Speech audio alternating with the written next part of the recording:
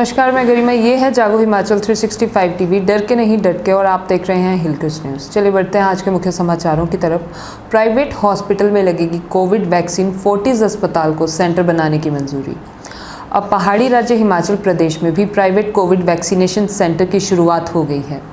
Fortis अस्पताल कांगड़ा ने स्वास्थ्य विभाग को कोविड वैक्सीनेशन सेंटर बनाने के लिए आवेदन किया था, जिसे सहमति प्रदान कर दी गई है। अब निजी अस्पताल अपने स्तर पर ही कोविड वैक्सीन की डोज वैक्सीन निर्माणकर्ता कंपनियों की ओर से प्राप्त करेगा।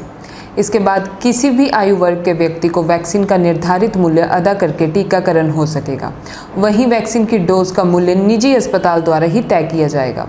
हालांकि उसे अंतिम स्वीकृति के लिए स्वास्थ्य विभाग हिमाचल प्रदेश के पास भी भेजा जाएगा। वहीं कोविन पोर्टल में प्राइवेट वैक्सीनेशन सेंटर में भी डोज लगाने वाले व्यक्ति की रजिस्ट्रेशन जरूरी होगी। गौर हो कि सरकार की ओर से हिमाचल प्रदेश में अभी 18 से 44 आयु वर्ग के सभी वैक्सीन का स्टॉक नहीं मिल पाया है, जबकि 45 से 60 आयु वर्ग के सभी फ्रंटलाइन वर्कर्स के लिए पर्याप्त मात्रा में कोरोना की डोज उपलब्ध। नदौन में बदल गई लाशें, गलती से दूसरे का शव ले आए परिजन। नदौन क्षेत्र में कोरोना संक्रमण से होने वाली मौतों का ग्राफ पिछले कुछ समय से अचानक बढ़ गया है। कोरोना के चलते दहशत और जल्दबाजी के कारण शवों की पहचान करने में भी परिजन गलतियां करने लगे हैं। ऐसा ही एक मामला नदौन की मंड पंचायत में देखने को मिला है। जानकारी के मुताबिक नदौन के निकटवर्ती मंड पंचायत के एक 67 वर्षीय वृद्ध का देहांत मंगलवार सायं ही हो गया था। परिजनों ने हमीरपुर जाकर शव की पहचान कर ली, परंतु जब बुधवार सुबह शव को पंचायत में लाया गया तो ये शव किसी और का निकला। पता चला है कि नदौन क्षेत्र में बुधवार को संक्रमण के कारण हुई मौत के चलते 4 लोगों के शव वाहन के जरिए लाए गए। इस वाहन में मंड पंचायत तथा भरमोटी पंचायत के 2 लोगों के शव भी लाए गए थे। जो शव मंड में लाया गया था वे गोना करोड़ क्षेत्र के वृद्ध का था। इस वाक़ये का पता चलने पर एम्बुलेंस चालक ने पहले भरमोटी में तथा बाद में करोड़ क्षेत्र में शव को उतारा और वापस हमीरपुर जाकर मंड पंचायत के मृतक का शव लेकर इस दौरान अंतिम संस्कार के लिए करीब 2 घंटे की देरी हुई। इस संबंध में एसडीएम विजय धीमान ने बताया कि तीनों शवों को संबंधित पंचायतों में पहुंचाकर कोविड नियमों के तहत अंतिम संस्कार करवा दिया गया है। कांग्रेस ऑफिस में कोविड केयर सेंटर बनाए सरकार। कांग्रेस ने पार्टी कार्यालय की 2 मंजिलों का इस्तेमाल कोविड केयर सेंटर के रूप में करने के लिए सरकार को प्रस्तावित दिया है। कांग्रेस अध्यक्ष कुलदीप सिंह राठौर ने इस संबंध में एक पत्र राज्यपाल को भी भेजा है, जिसमें ये प्रस्ताव दिया गया है कि सरकार 2 मंजिलों का इस्तेमाल कर सकती है। कांग्रेस पार्टी यहाँ पर कोविड केयर सेंटर चलने के बाद मरीजों के लिए भोजन की व्यवस्था करेगी। हालांकि यहाँ मेडिकल उपकरण व बिस्तर सरकार को लगाने होंगे। कांग्रेस अध्यक्ष कुलदीप सिंह ने पार्टी कार्यालय में एक एम्बुलेंस भी कोविड सहायता के लिए उपलब्ध करवाई है, जो 24 घंटे पार्टी कार्यालय में रहेगी और ज़रूरत पड़ने पर उसका इस्तेमाल किया जा सकेगा। कोरोना रोगियों की सहायतार्थ निःशुल्क ऑक्सीजन युक्त एम्बुलेंस सेवा का शुभारंभ यहाँ किया गया। 14 दिन की न्यायिक हिरासत में भेजा नशीली दवाओं का आरोपी। पंजाब पुलिस द्वारा पांवटा साहिब की एक फार्मा कंपनी ने 15 करोड़ की 30 लाख नशीली दवाओं के मामले में पकड़े गए आरोपी मनीष को पंजाब पुलिस ने अदालत में पेश किया है, जहां से अदालत ने उसे 14 दिन की न्यायिक हिरासत में भेज दिया है। वहीं मनीष की कोरोना जांच भी करवाई गई, जिसमें ये पॉजिटिव पाया गया। इसे देखते हुए अदालत ने मनीष को पठानकोट जेल में बने कोविड सेंटर में आइसोलेशन में रखने के आदेश भी दिए हैं। बता दें कि पंजाब पुलिस द्वारा पांवटा साहिब के फार्मा उद्योग से 30 लाख टैबलेट और कैप्सूल बरामद किए गए थे। इसकी कीमत 15 करोड़ आंकी जा रही है। गौरतलब कि पंजाब पुलिस ने ट्रामाडोल की 50,000 टैबलेट को गत 18 मई को अमृतसर में एक व्यक्ति से बरामद किया था। बदल सकते हैं 7 जिलों के डीसी। हिमाचल प्रदेश में शुरू हुए प्रशासनिक फेरबदल के बीच 6 से 7 जिलों के डीसी बदल सकते हैं। जिला में सेवाएं दे रहे 4 से 5 डीसी को वापस सचिवालय बुलाने की तैयारी है। इसके अलावा 2 जिला के उपायुक्तों को दूसरे जिला का मौका मिलने की संभावना है। इस बीच प्रदेश भर के 40 से ज़्यादा एसडीएम बदले जाएंगे। जिलों में तैनात करीब 10 एडीसी और एडीएम रैंक के अफसरों को बदलने की प्रबल संभावना है। हिमाचल प्रदेश में संभावित फतेहपुर विधानसभा तथा मंडी संसदीय उपचुनावों के चलते राज्य का ये सबसे बड़ा प्रशासनिक फेरबदल होगा। जयराम सरकार ने बुधवार को वरिष्ठ अफसरशाही के विभागों में जबरदस्त फेरबदल किया है। प्रशासनिक सचिवों के इस बुलेटिन के बाद अब सभी की निगाहें डीसी व एसडीएम के तबादलों पर टिक गई हैं। इस प्रशासनिक फेरबदल के लिए ओक ओवर में 2 घंटे तक का गहन मंथन चला। इसके लिए मुख्यमंत्री की अध्यक्षता में 4 बजे शुरू हुई बैठक 6 बजे पूरी हुई। हालांकि इस दौरान मुख्य चर्चा प्रशासनिक सचिवों के विभागों में फेरबदल को लेकर की गई। हालात सुधरने तक निजी ट्रांसपोर्ट्स को तंग न करें। हिमाचल प्रदेश के निजी क्षेत्र में कार्यरत टैक्सी, ऑटो रिक्शा व बस, ट्रक व अन्य निजी परिवहन सेवाओं में कार्यरत लोग आर्थिक तंगहाली के मार झेल रहे हैं। कार्य बंद होने से 2 वक्त की रोटी के लिए तरस रहे हैं। सीटू राज्य कमेटी ने प्रदेश सरकार से मांग की है कि निजी परिवहन क्षेत्र में कार्यरत लोगों को तुरंत आर्थिक मदद प्रदान की जाए। राज्य कमेटी ने कोरोना के कारण मासिक किस्त न चुका पाने वाले संचालकों की गाड़ियों को सरकारी, निजी बैंकों व फाइनेंस कंपनियों द्वारा जब्त करने के घटनाक्रम की निंदा की। सीटू प्रदेशाध्यक्ष विजेंद्र मेहरा ने कहा कि कोरोना महामारी के कारण समाज के सभी तबके बुरी तरह से प्रभावित हुए हैं। सीटू ने सरकार से मांग उठाई है कि सरकार निजी बैंक व फाइनेंस कंपनियों द्वारा की जा रही इन लोगों की मानसिक प्रताड़ना पर रोक लगाए। जब तक हालात सामान्य न हो जाएं, तब तक गाड़ी संचालकों से मासिक किस्तों की वसूली न की जाए। उन्होंने सरकार को चेताया है कि अगर सरकार ने इन लोगों को राहत ना दी तो ट्रांसपोर्ट सेक्टर लोगों को लंबबंद करके आंदोलन करेगा।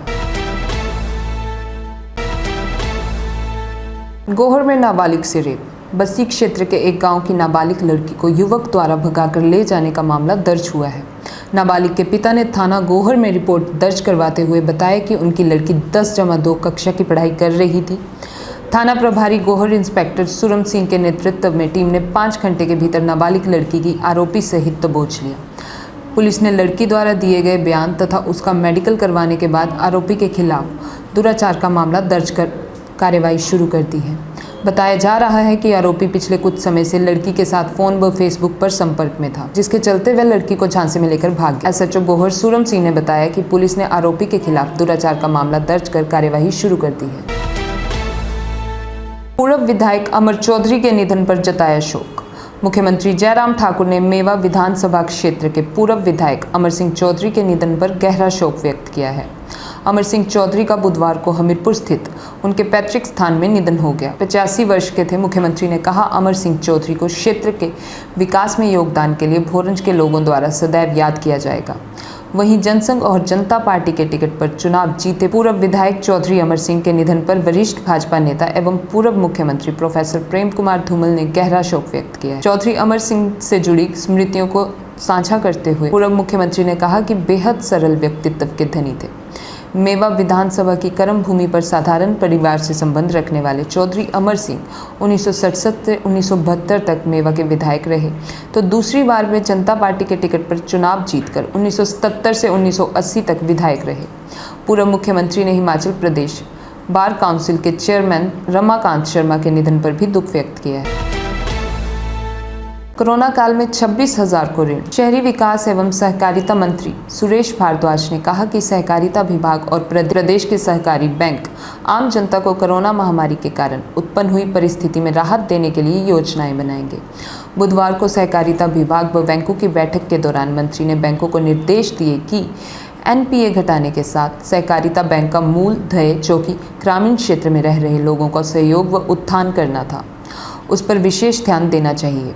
उन्होंने कहा कि अकेले राज्य सहकारिता बैंक ने कोरोना काल में लगभग 26,000 लोगों को ऋण आवंटन किया, जिसमें लगभग 340 करोड़ रुपए का आवंटित किए गए।